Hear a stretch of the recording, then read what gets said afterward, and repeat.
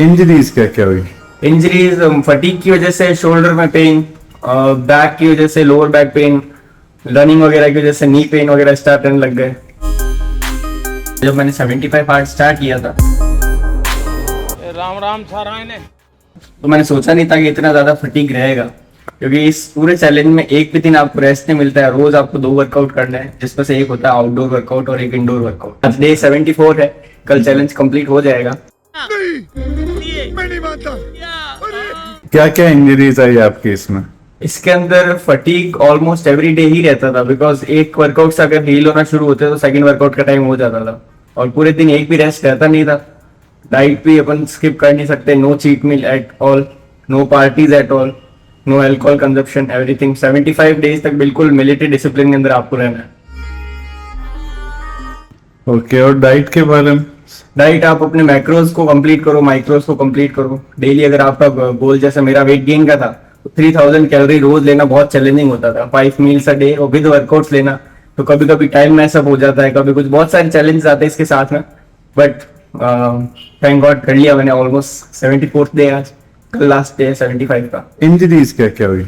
Injuries fatigue की वजह से शोल्डर में पेन, बैक की वजह से लोअर बैक पेन, रनिंग वगैरह की वजह से नी पेन वगैरह स्टार्ट करने लग गए।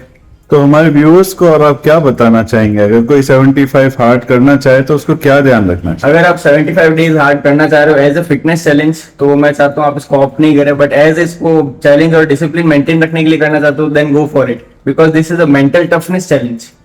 इसके अंदर आपको मेंटली बहुत स्ट्रांग होना पड़ेगा चैलेंज को कंप्लीट करने के लिए। कोई बंदा ऐसा जो बिल्कुल वर्कआउट नहीं करता है, क्या उसको 75 हार्ड में जाना चाहिए? जाना चाहिए, बट उनको अपना वर्कआउट मॉडरेट करना है। 45 डिग्री हाई इंटेंसिटीज नहीं कर सकते आप। नॉर्मल वॉकिंग कर सकते हो 45 मिनट आउटडोर में, और योगा को ऑप्ट कर लो सेकंड वर्कआउट के अंदर, तो वो इजीली आप कर पाओगे। बट डिसिप्लिन आपको मेंटेन रखना पड़ेगा इसके अंदर। तो आपके 75 हार्ड में एक फिजियोथेरेपिस्ट की क्या भूमिका रही? आपको फटीग से बचने के लिए, इंजरी से बचने के लिए, इंजरी आपको हो सकती है इस वर्कआउट के अंदर, बिकॉज आप रेस्ट बिल्कुल नहीं ले रहे हो, तो आपको एज ए रिहैब एक फिजियो के साथ में रहना ही होगा। ठीक है, तो चलिए आज का सेशन हम शुरू करते हैं। ओके, और देखते हैं कि आपको क्या रिस्पॉन्स मिलता है और कितना आराम मिलता है। ठीक।